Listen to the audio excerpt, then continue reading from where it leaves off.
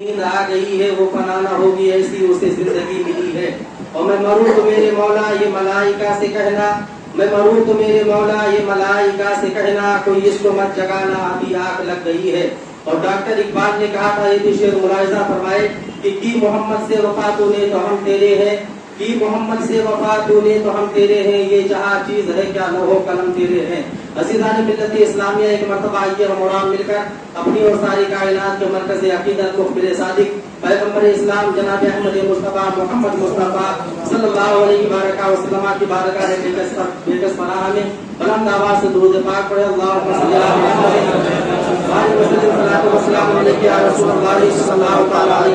وسلم. اللہ تبارک و تعالیٰ نے پاک کلام کے اندر ارشاد فرمائے, لقد کان لکم فی رسول اللہ اسوۃ حسنہ, بے شک رسول کی زندگی تمہارے لیے بہترین نمونہ عمل ہے. لیکن آج کا مسلمان رسول کی اللہ تبارک و تعالیٰ نے فرمایا کہ رسول کی زندگی بہترین نمونہ عمل ہے. اللہ تبارک و تعالیٰ نے یہ نہیں فرمایا کہ آپ کے پیر کی زندگی زیادہ نمونہ عمل ہے, آپ کے لیے بہترین.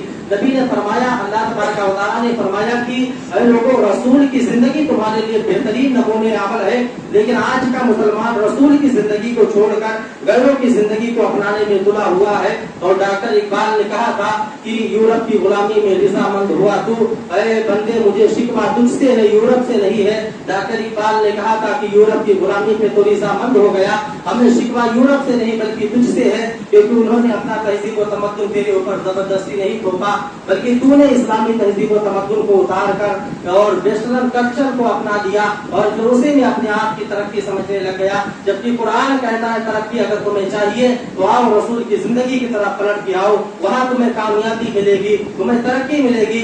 آج کا مسلمان سمجھتا ہے ہم نے ویسٹرن کلچر اپنا دیا اور اسی میں ہم کامیاب ہو گئے. یہ کامیابی نہیں بلکہ جہنم کے عذاب کو دعوت دینا ہے, رب کے قہر کو دعوت دینا ہے. اور جب رب کا قہر نازل ہوتا ہے تو کوئی بچانے والا نہیں ہوتا ہے. تو اللہ تبارک و تعالیٰ فرماتا ہے رسول کی زندگی تمہارے لیے بہترین نمونہ عمل ہے. لیکن آج کا مسلمان اس بات کو سمجھنے کے لیے تیار نہیں. آج کا مسلمان نوجوان اپنے کانوں میں بالیاں پہنتا ہے, ہاتھوں میں کڑے اور چھلے پہنتا ہے, گلے میں سونے اور چاندی کے لاکٹیں پہنتا ہے, اور پھر بھی کہتا ہے ہم نے ترقی کر لی. جبکہ اگر میڈیکلی اعتبار سے بھی دیکھا جائے تو اس کے بہت سارے نقصانات ہمیں اور آپ کو جھیلنے پڑتے ہیں. جو انسان کنٹینیو سونا پہنے گا, اللہ تبارک و تعالیٰ کا سمجھ لے ایک عذاب ہے, اس کے نسوں سے اللہ مردانی کی طاقت کھینچ لیتا ہے, گرمی بدن کی ختم ہو جاتی ہے, اور میڈیکلی اعتبار سے بھی اس کے جو ہے بہت سارے نقصانات ہیں. اور اللہ کے رسول نے فرمایا, اس لیے فرمایا کہ یہ حرام ہے. لیکن آج کا مسلمان اس کو پہننے میں سمجھتا ہے ہم نے ترقی کر لیا اور منتوں کے کڑے اور چھڑے پہنتا ہے.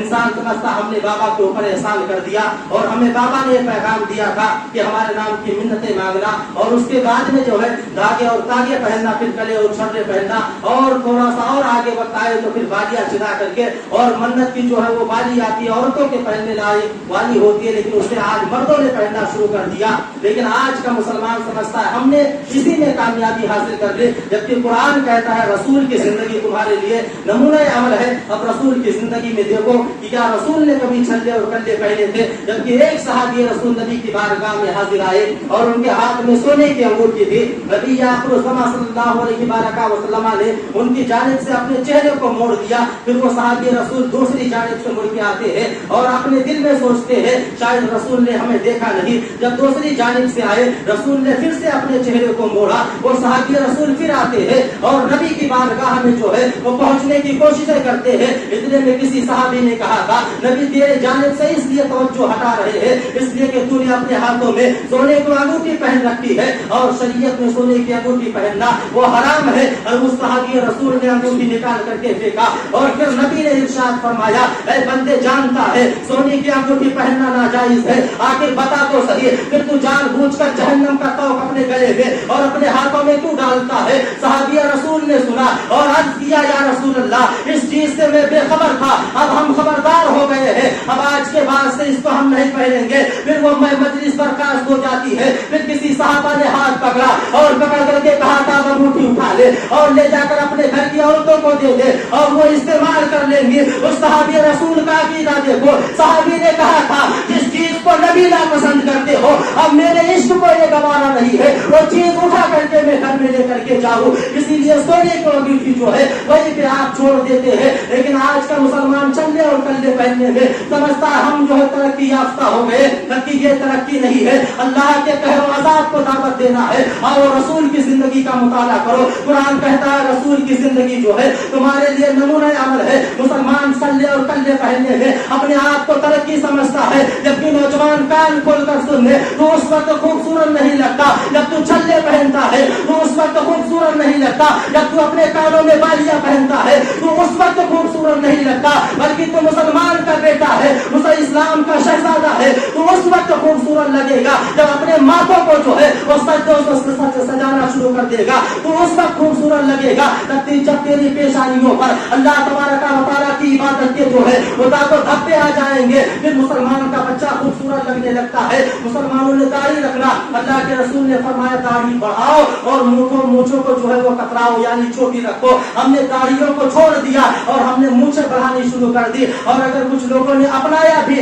बिगैर ईमान वालों ने, तो उन्होंने दाढ़ियों को लंबा कर दिया और मूंछों को एकदम साफ ही कर दिया। यानी मूंछों को कतरवाने का हुक्म था, एकदम साफ करने का हुक्म नहीं था। और हमने तो एकदम से ही छोड़ दिया, हमने तो दाढ़ी भी मुना डाली। इस्लाम के अल्लाह तबारक व तआला ने अपने प्यारे हबीब सल्लल्लाहु अलैहि वसल्लम के जरिए हमें हर चीज का पैगाम दिया है, हर चीज को हमें बताया है।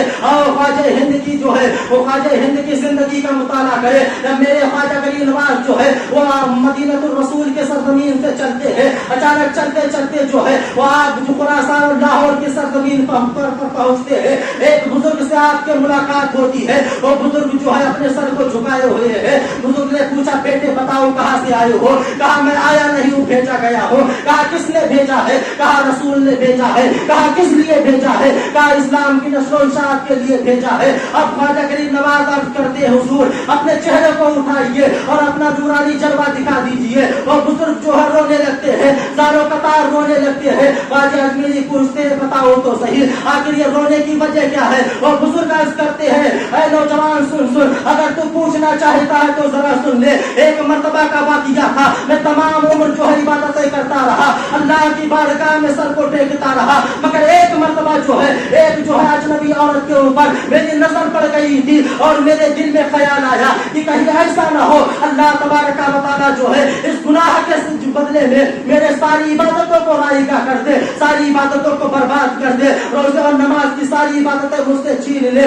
तब से मैं आज तक रो रहा हूँ। और उस बुजुर्ग के रोने की कैफियत कैसी थी, आंखों से जो है वो आंसुओं के कतरात जारी होते थे, तो इस रुखसार पे जो है वो निशान पड़ गए थे, दाग और धब्बे पड़ गए थे और जो है गहरा जख्म हो गया था। ख्वाजा अजमेरी ने जब बुजुर्ग से वाक़िया सुना तो आपने फरमाया ऐ बुजुर्ग आप सर को सजदे से जो है अपने रब की बारगाह से उठा लीजिए। अल्लाह तबारक व तआला ने आपके इस रोने के सबब से आपकी मग़फ़िरत फरमा दी है। अज़ीज़ान मिल्लत इस्लामिया उन्हीं बुजुर्गों के जो है और ख्वाजा गरीब नवाज के लाए हुए नाना के दीन का हम भी कलमा पढ़ते हैं, मगर हमने क्या किया? आज हमारा नौजवान जो है वो आज नाजायज़ मोहब्बत के जो है जाल में गिरफ्तार होता जा रहा है। और नौजवानों ने एक ट्रेंड चला लिया है, अगर किसी का रिश्ता ना होता हो, अगर बाप करने के लिए तैयार ना हो, अगर माँ करने के लिए तैयार ना हो, अगर रिश्तेदार करने के लिए तैयार ना हो, नाजायज़ मोहब्बत पैदा करो और फिर लेकर जो है लड़की को भग जाओ। याद रहे तुम्हारा शौक तो पूरा हो जाएगा, मगर तुम्हारे लेकर के भग जाने से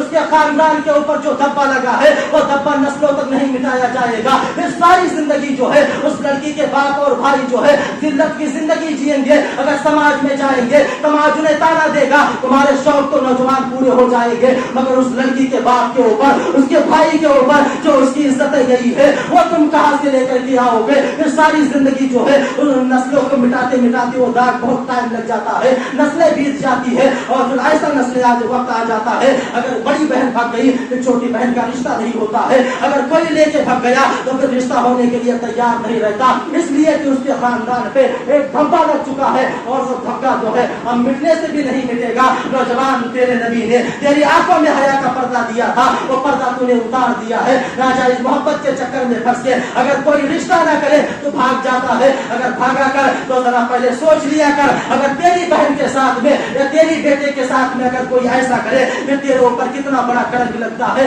नस्लों तक नहीं मिटाया जाता।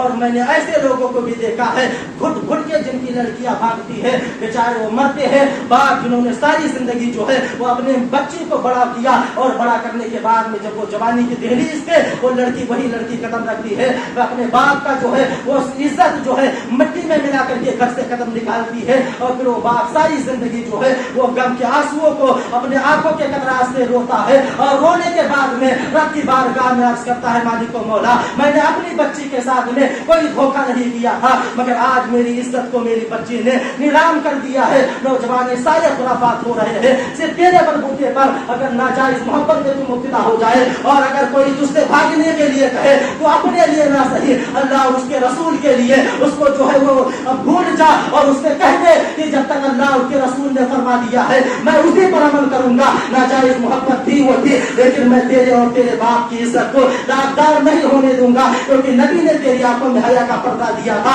और रिश्तेदारियों का क्या ताल्लुक है, मेरे आका अलैहिस्सलाम इतने बड़े खूबसूरत कि सारी कायनात में आज तक कोई नबी के जैसा खूबसूरत नहीं पैदा हुआ। जब हज़रत खदीजा ने देखा और नबी के पास निकाह का पैगाम भेजा तो डायरेक्ट नहीं भेजा, बल्कि नबी अलैहिस्सलाम के पास अपनी जो है एक सहेली जिसका नाम नफीसा था उनको भेजती है और कहती है जाओ मोहम्मद के पास जाओ और कहो अगर मेरा रिश्ता मंजूर है तो मैं निकाह करने की ख्वाहिशमंद हो, क्या मोहम्मद मेरा रिश्ता मेरे साथ निकाह करेंगे। मेरे आका रास्ते से जा रहे थे, नफीसा मिलती है और मिलने के बाद में कहती है मोहम्मद जरा ठहर जाओ। मेरे आका इरशाद फरमाते हैं ऐ नफीसा बता तो सही इस रास्ते में रोकने की वजह क्या है। नफीसा ने कहा था मैं जो है सैयदा खदीजा की दोस्त हो, उनकी मैं जो है सहेली हो, उन्होंने मुझे आपके पास भेजा है। और कहा किस लिए भेजा है, कहा इसलिए भेजा है ताकि तुम उनके साथ निकाह कर लो। मेरे आका इरशाद फरमाते हैं नफीसा जा चली जा और जाकर के सैयदा खदीजा से बता दे कि मेरे रिश्ता करने वाले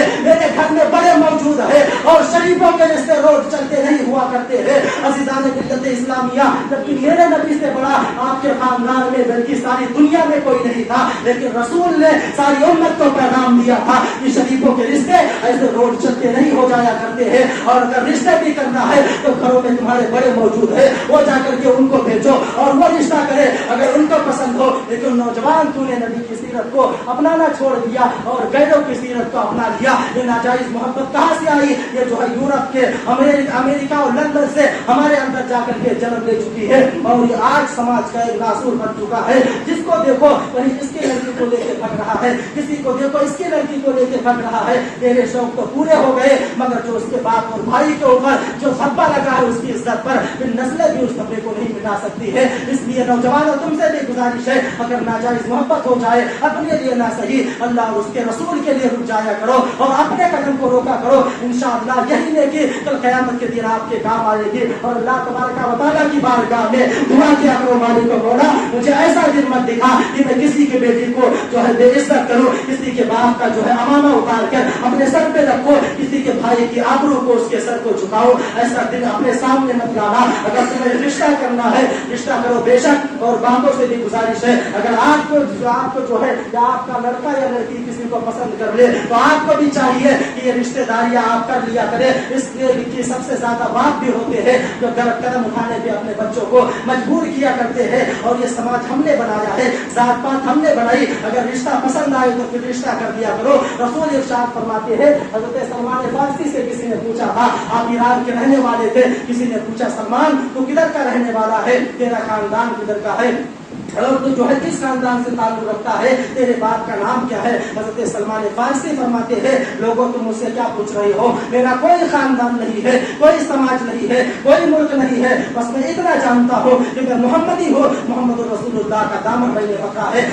मिल्लत इस्लामिया रसूल ने इस चीज का पैगाम दिया था, इस चीज पे आप अमल करें। बाज़ की सीरत को आप पढ़े फिर आप अंदाजा लगाएंगे हम किस रास्ते पे जा रहे हैं और रसूल ने हमें किस रास्ते पे जाने का हुक्म दिया था। आज की नौजवान नस्ल जो है इस्लाम से कोसों दूर हो चुकी है, उसे यह पता नहीं नबी की सुन्नत क्या है, नबी की सीरत क्या है।